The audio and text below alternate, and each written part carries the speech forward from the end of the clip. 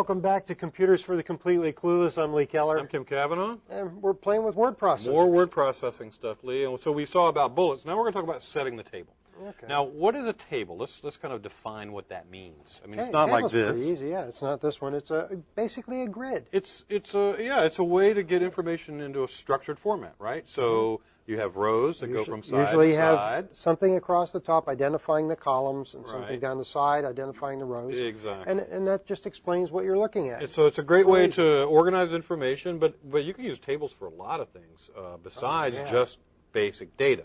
But we'll start slow.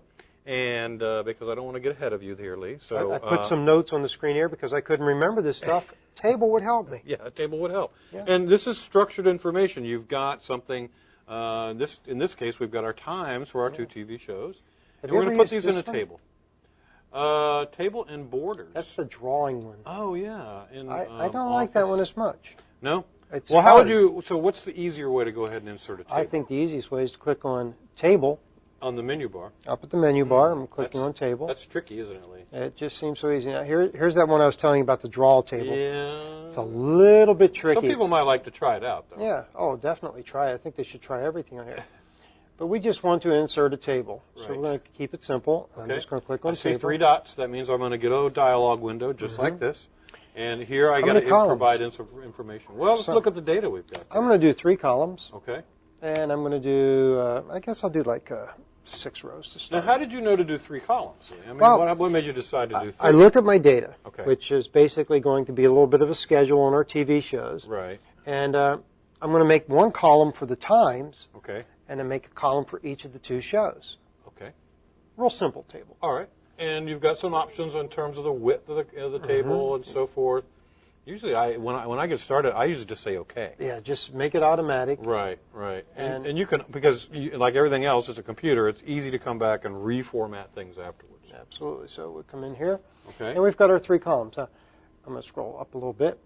Remember those old handles that we had before? Oh, there we go. We see our little fancy arrows. We see 2-headed arrow. That means something can be resized. Yes, I can click on that, and I can resize this a little bit if I want to shave it down.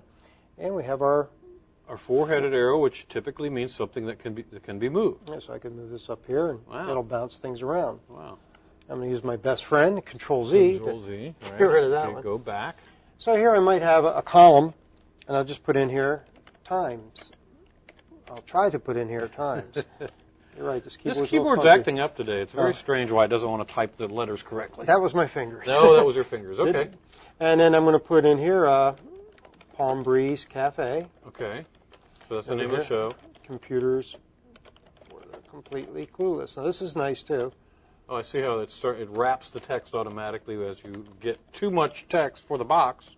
It just does it automatically. Yeah, and this is a good example where if I didn't want that to happen, I could just resize this out and see if I can get enough width for it to go over there. And I didn't. Well, what if you were to take that little divider next to the P in Palm Breeze Cafe? Can you move those around too? I can do that. I can move this over here. I see. So you can change the column widths by just putting your mouse. There's a double-headed pointer again, which means you've got a resize that you can do.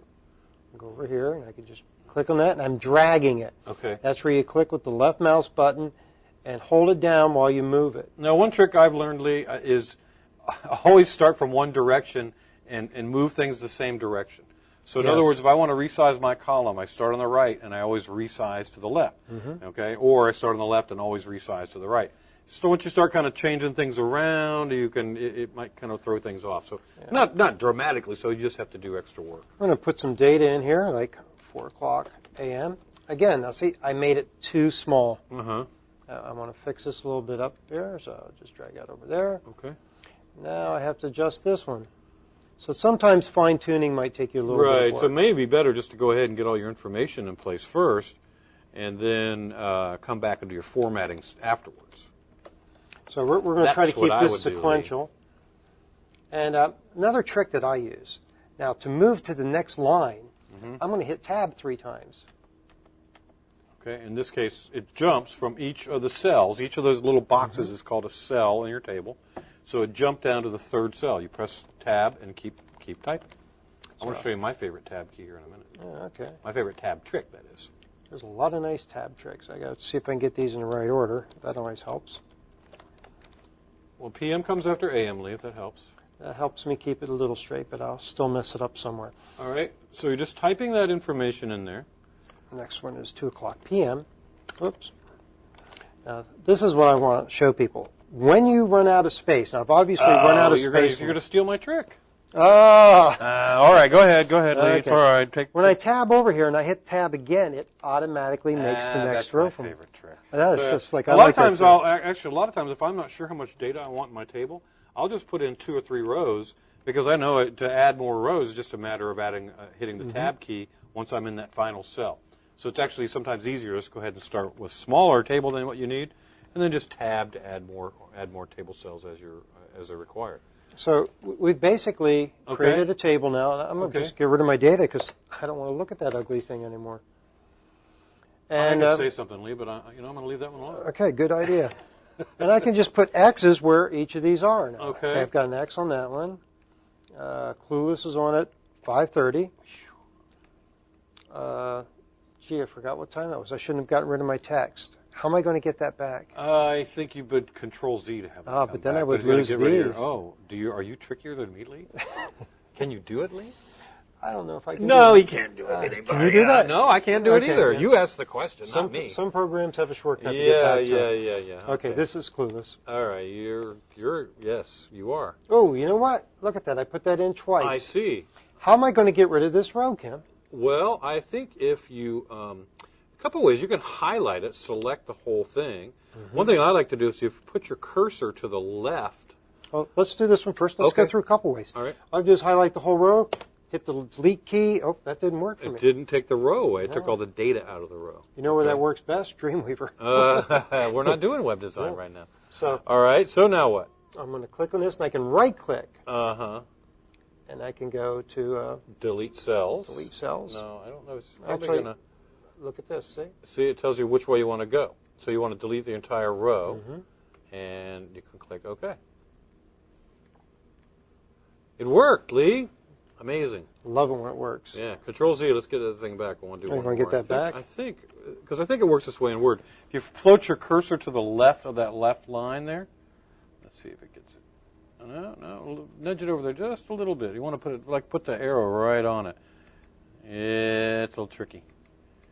Yeah, Whoa! All right, we'll skip that one because that may be a different program I'm thinking about. I think it's Excel that you can do that. In Excel, you put it there, you can select the row and delete it. But if I just barely get it inside and I double-click on it, I can select that. Right. So we'll right-click on this and delete that row again. And let's hurry up and try to finish this up here. Let's see, we got Palm Breeze Cafe there. Yeah, because I want some of this stuff is not aligned right. And we'll put that on there. So we've got our times, and you're right, the alignment's pretty bad. Okay, so how do I align that? Well, as the usual rule permits, we have to highlight the text we want to do. Okay, so we only want to change the alignment on those 2 columns. And I'm going up to the top row again. Oh, this is very easy. Yeah, and I'm just going to select center. When I click on that, all of the text that I've selected is now centered. Now let's say that looks pretty good. What if we want the top row to have different formatting? Maybe we want the text to be a little bit bigger. Can we take a look at that when we come back about how to do more formatting within a table? Sounds like and a get great it looking idea. the way we want? All right, It's your turn to drive. when we come back. Okay, great.